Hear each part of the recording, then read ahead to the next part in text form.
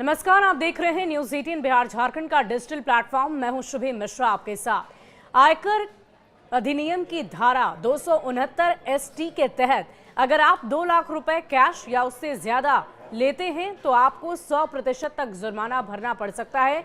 आपके पास जो कुछ भी है वो सब कुछ खो सकता है। ऐसा हम क्यों कह रहे हैं और इस नियम के तहत क्या कुछ नए बदलाव, नए प्रावधान लाए गए हैं और कैश ट्रांजैक्शन अगर आप करते हैं, किसी से कैश लेते हैं वो भी 2 लाख रुपए से ज्यादा, तो आपको किन किन बातों का खास ख्याल रखना है, इसकी पूरी जानकारी हम आपको इस वीडियो में विस्तार से देंगे। और इसीलिए इस वीडियो को आप जरूर अंत तक देखिएगा और उन लोगों तक जरूर इस वीडियो को पहुंचाइएगा जो अक्सर कैश में ट्रांजैक्शन करते हैं और वो भी लाखों रुपए में। खासकर रियल एस्टेट और इन जगहों पर काम करने वाले लोगों की तरफ से अक्सर देखा गया है कि वो कैश ट्रांजैक्शन करते हैं। ऐसे में उनके लिए ये वीडियो और भी ज्यादा अनिवार्य है, तो पूरी जानकारी लीजिए। आयकर अधिनियम की धारा 269 एसटी के तहत 2 लाख रुपए या उससे ज्यादा कैश एक्सेप्ट करने या किश्तों में ही उसे एक्सेप्ट क्यों ना किया जाए, 100% का जुर्माना लग सकता है। इसका मतलब है कि जितना आपको मिला है वो सब कुछ आप खो सकते हैं।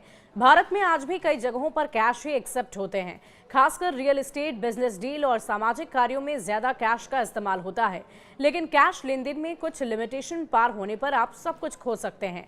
फाइनेंशियल एडवाइजर और टैक्स एक्सपर्ट ने सोशल मीडिया के जरिए चेतावनी दी है कि बड़े कैश ट्रांजैक्शन भारतीय टैक्स कानून के तहत कठोर दंड का कारण बन सकता है। हाल ही में वायरल एक पोस्ट बताती है कि नियमों को तोड़ना कितना आसान है और इसका परिणाम क्रूर हो सकता है।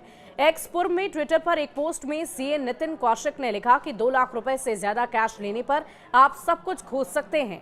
क्या आपको लगता है कि आप पेमेंट को अलग अलग मोड से करके बच सके हैं?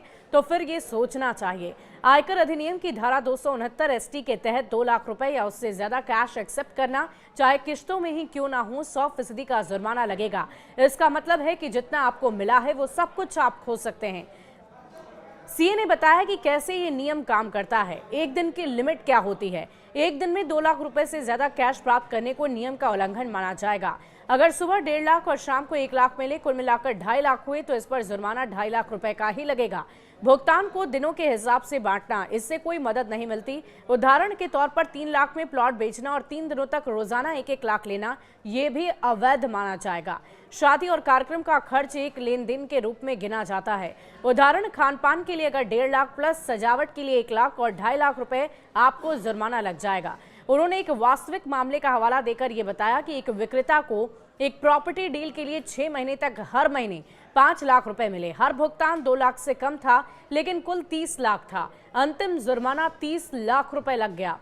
कभी भी 2 लाख रुपए से ज्यादा कैश ट्रांजैक्शन एक्सेप्ट नहीं करना चाहिए, चाहे आप इसे किसी भी तरह से बांट कर दिया जाए। बिजनेस, प्रॉपर्टी या इवेंट में बड़े कैश लेन देन से बचना चाहिए। सिर्फ बैंक ट्रांसफर, यूपीआई या डिजिटल पेमेंट के जरिए ही लेन देन को एक्सेप्ट करना चाहिए। कई लोग अनजाने में इस नियम को तोड़ देते हैं और फिर उन्हें भारी कीमत चुकानी पड़ती है।